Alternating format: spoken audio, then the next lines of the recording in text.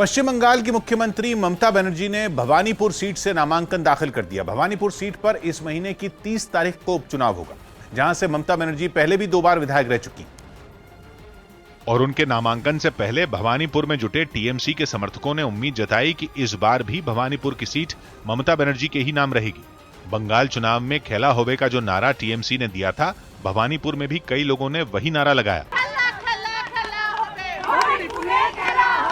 नामांकन से पहले वहां टीएमसी के कुछ समर्थक अनोखे अंदाज में पहुंचे। ये एक चेहरा है जो कोई भी कार्यक्रम हो, ममता बनर्जी का कोई भी रैली हो, ऐसे ही नजर आते हैं। कुछ देर बाद ममता बनर्जी भी नामांकन दाखिल करने के लिए वहां पहुंच गईं। इस दौरान उनके साथ टीएमसी के कुछ नेता भी मौजूद रहे। भवानीपुर सीट से बीजेपी ने ममता बनर्जी के खिलाफ प्रियंका टिब्रेवाल को मैदान में उतारा। बीजेपी ने भरोसा जताया कि प्रियंका टिब्रेवाल वहां से बड़ी जीत दर्ज करेंगी। ममता बनर्जी ये चुनाव भवानीपुर से हारेंगी। कांग्रेस पहले ही ऐलान कर चुकी है कि वो भवानीपुर सीट पर उम्मीदवार नहीं उतारेगी। लेकिन बीजेपी ने प्रियंका टिब्रेवाल पर दांव खेला है, जो चुनाव बाद हुई हिंसा के मामले में वकील भी।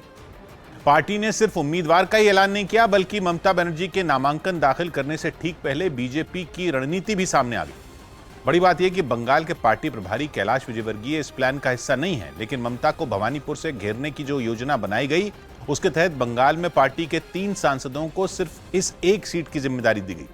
इनमें बैरकपुर के सांसद अर्जुन सिंह को पर्यवेक्षक बनाया गया, जो कभी ममता बनर्जी की ही पार्टी में हुआ करते थे, जबकि उनकी मदद के लिए सांसद सौमित्र खान और ज्योतिर्मय सिंह महतो को लगाया गया। इसी सीट से पिछली बार यानी मई में जो विधानसभा चुनाव हुए थे, उनमें उम्मीदवार रहे अभिनेता रुद्रनील घोष प्रचार का काम देखें। इसके अलावा कई विधायकों को भी वहां के अलग अलग इलाकों में उतारा जाएगा, ताकि ममता को कड़ी टक्कर दी जा सके। बीजेपी ने भवानीपुर सीट के लिए अलग से प्लान तो बनाया है ही, स्टार प्रचारकों की लिस्ट भी जारी कर दी गई और इस लिस्ट से भी बंगाल के पार्टी प्रभारी कैलाश विजयवर्गीय का पत्ता कट गया, यानी वो पार्टी के स्टार प्रचारक भी नहीं होंगे। भवानीपुर वाले प्लान में भी उनका नाम नहीं है, मतलब इस बार के उपचुनाव में वो नजर नहीं आएंगे। बीजेपी ने कुल 20 स्टार प्रचारकों के नाम चुनाव आयोग को सौंपे, जिनमें केंद्रीय मंत्री स्मृति ईरानी, बंगाल बीजेपी अध्यक्ष दिलीप घोष और नेता विपक्ष शुवेंदु अधिकारी के नाम है।